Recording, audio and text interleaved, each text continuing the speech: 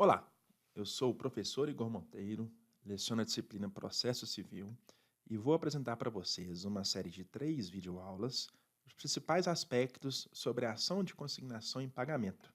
Trata-se do primeiro procedimento de jurisdição contenciosa apresentado no novo CPC. Mas antes de começar os vídeos, eu vou fazer alguns pedidos para vocês. Primeiro, tenham sempre em mãos aberto o seu CPC. É a principal ferramenta de interação para uma compreensão mais apurada do assunto. Segundo, se você quiser, pode dar uma acelerada no seu vídeo, não tem problema algum. Isso vai permitir com que você interaja melhor. E terceiro, não se esqueça de curtir o nosso canal, de se inscrever no nosso canal e curtir todos os vídeos e também selecionar o sininho que aparece logo aí embaixo na tela. Isso vai permitir com que você seja notificado pelo YouTube e sempre receba em primeira mão todos os vídeos que nós iremos postar aqui no canal, ok?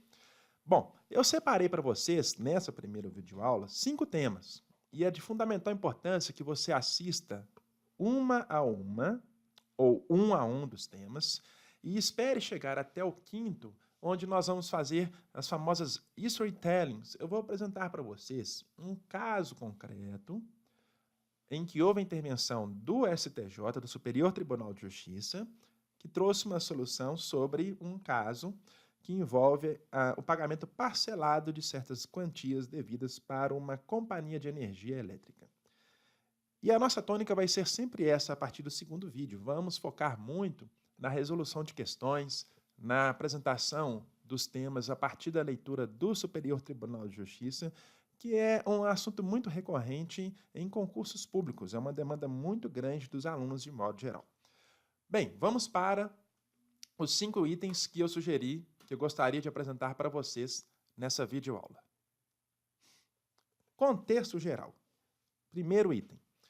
Bom, esse procedimento costuma trazer uma primeira dificuldade para todos os estudantes. Por quê? Porque nós vivenciamos no direito um mantra de que os procedimentos devem acolher, sobretudo, os interesses do credor, os interesses do autor.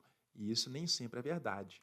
A consignação em pagamento foi concebida, em princípio, para permitir que o devedor tenha o direito de se desvencilhar da dívida, nas hipóteses em que, por exemplo, ele não conseguir encontrar, ou ele não reconhecer, ou ele desconhecer a figura do credor. Um principal exemplo, ou um bom exemplo, seria a questão que envolve a dívida de um aluguel. Talvez o locatário não consegue localizar o credor, o locador, e ele também quer se desvencilhar da obrigação, afinal de contas, ela vence no período mensal e, depois disso, ele está sujeito aos consectários legais de uma dívida, que envolve multa, juros e correção. Portanto, ele pode propor um procedimento de consignação em pagamento dessa dívida. E o grande diferenciador desse procedimento, sem dúvida, é que ele permite com que você faça a opção, desde que preenchidos os requisitos, e nós vamos comentar os requisitos logo mais, desde que preenchidos os requisitos, você possa optar ou pelo judiciário ou pela via extrajudicial. Isso para prestigiar a nova tônica, nova sistemática buscada pelo CPC, que visa a resolução mais célere dos conflitos, a tentativa a todo instante de composição entre as partes. Portanto, é óbvio que se você tiver ao seu dispor a via extrajudicial, isso vai importar na maior celeridade, na menor onerosidade e na possibilidade de uma pronta satisfação do seu interesse. Então, não se esqueçam, é possível consignar em pagamento dívidas, sejam elas através de quantia, seja ela de coisas, por duas vias, ou judicial ou extrajudicial. Marque um asterisco, pelo menos em pensamento, a respeito da via extrajudicial, porque nós faremos daqui a pouco algumas observações a respeito desse procedimento. Segundo elemento apresentado para vocês, tratamos de competência. A competência, o foro a ser escolhido para o ajuizamento de uma ação de consignação em pagamento ou para a sua oferta extrajudicial, de acordo com o artigo 540 do CPC, em princípio, que dispõe que requer-se-á a consignação no lugar do pagamento, cessando assim para o devedor a data do depósito, os juros e os riscos, salvo se a demanda for julgada improcedente. Um grande recado que eu trabalho em sala de aula. A consignação visa, se ajuizada ou se ofertada no foro competente, livrar o devedor dos consectários legais de uma dívida. Prestem sempre atenção nas dicas que eu passo para vocês e peço para que vocês marquem asterisco, ainda que mentalmente. Esse é o grande objetivo da ação de consignação em pagamento. Mas há, ao longo do CPC e também na legislação extravagante, a possibilidade do local de pagamento ser diferente daquele em que a dívida foi contraída. Então, veja, tratando-se de dívida de natureza quesível, o foro competente é o do domicílio do autor, no caso, é quem está devendo. E, tratando-se de dívida de natureza portável, o foro competente é o do local do domicílio do réu, ou seja, o credor. Ok, pessoal? Vamos para o terceiro elemento. Os requisitos, que eu mostrei para vocês e pedi para que vocês fizessem um asterisco lá atrás. Os requisitos para a propositura da ação de consignação em pagamento pela via judicial são diferentes dos requisitos da oferta extrajudicial. Quais são os requisitos da consignação extrajudicial? Daqui a pouquinho eu falo sobre os requisitos da consignação judicial. Vamos lá.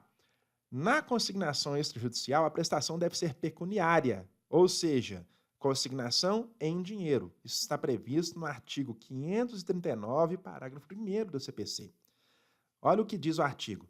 Tratando-se de obrigação em dinheiro, poderá o valor ser depositado em estabelecimento bancário oficial onde houver, situado no lugar do pagamento, cientificando-se o credor por carta com aviso de recebimento, assinando o prazo de 10 dias para manifestação de recusa.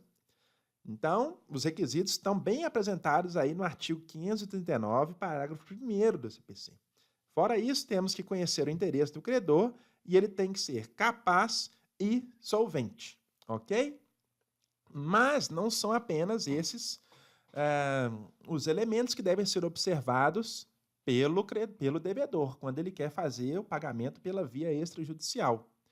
Vamos para algumas hipóteses para orientar o seu raciocínio. O que o devedor tem que fazer? Tem que comparecer à agência bancária, um credor, tá? Ele não é obrigado, melhor dizendo, corrijam o que eu falei, ele não é obrigado a aceitar o valor. Ele pode comparecer à agência bancária e levantar o valor, e assim a obrigação estará extinta. Ele pode comparecer à agência bancária, fazer o levantamento do valor que foi depositado, mas também, ao mesmo tempo, oferecer ressalvas quanto à quantia que ali se encontra. Ele pode simplesmente não fazer nada, ele pode ficar silente, receber o valor e, da mesma forma, a obrigação estará extinta. E ele pode, mesmo que não fundamente, recusar-se a receber o valor que foi depositado pelo devedor. Quarto elemento, objeto da demanda consignatória. Bom, a demanda tem como objetivo permitir, acima de tudo, a extinção de uma obrigação sempre que o devedor não tiver condições de realizar o pagamento da dívida, por diversos e diferentes motivos.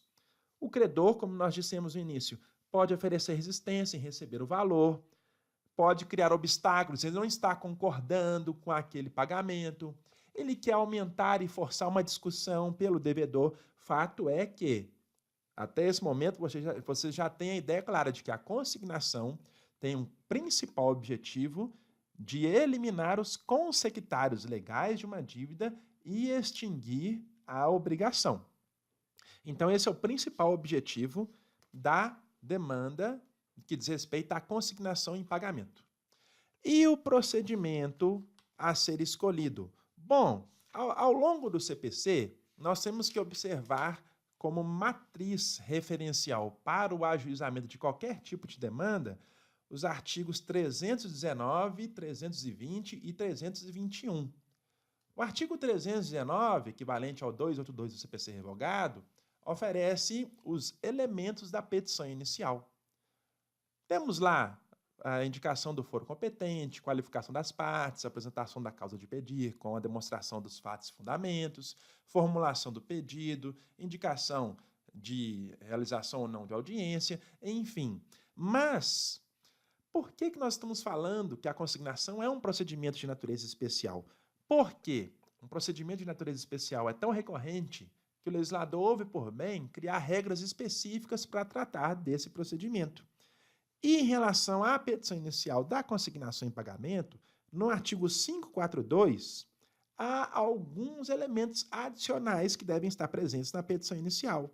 Vamos a eles. Artigo 542, caput.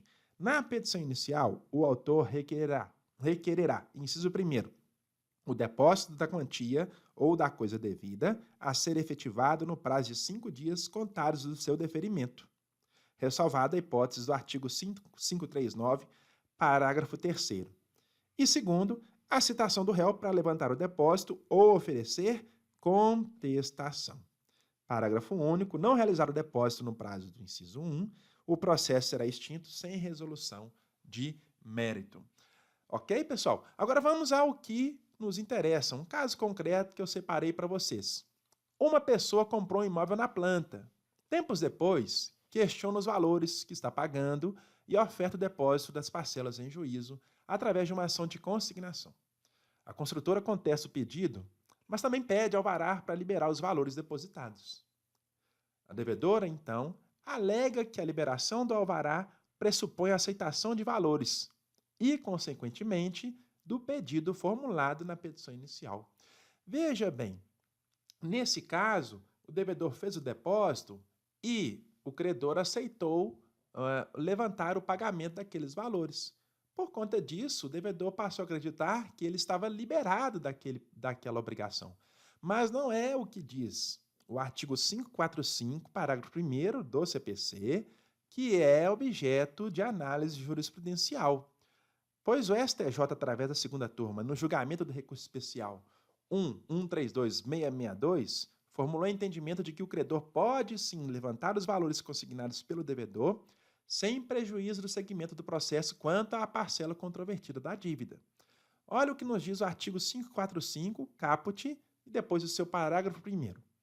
Alegando a insuficiência do depósito, é lícito ao autor completá-lo em 10 dias, salvo se corresponder à prestação cujo inadimplemento acarrete a rescisão do contrato.